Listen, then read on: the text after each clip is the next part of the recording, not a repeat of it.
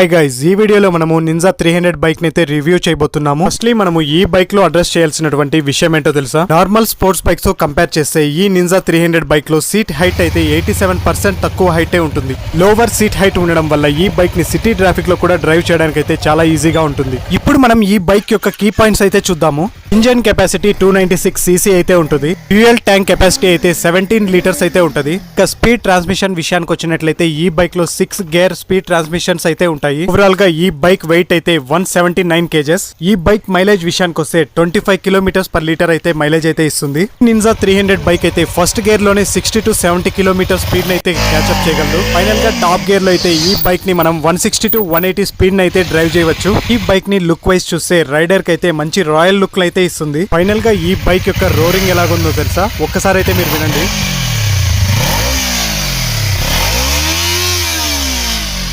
Super కదా. ఈ Kawasaki ninja 300 bike review చూసిన తర్వాత ఈ బైక్ కి మీరైతే అవుట్ ఆఫ్ 5 ఎన్ని పాయింట్స్ ఇస్తారో కామెంట్ చేయండి. నేనైతే 4 స్టార్స్ ఇవ్వాలనుకుంటున్నాను. మిగిలిన 1 స్టార్ ఏం పాపం చేసింది అంటే, నేనైతే ఈ బైక్ యొక్క రోరింగ్ ని ఎక్కువగా ఎక్స్పెక్ట్ చేశాను. నేను ఎక్స్పెక్ట్ చేసినంత రోర్ అయితే ఈ బైక్ లో లేదు. Anyways, we can modify and make a bigger roar. Thank you for watching Garuda vlogs 7.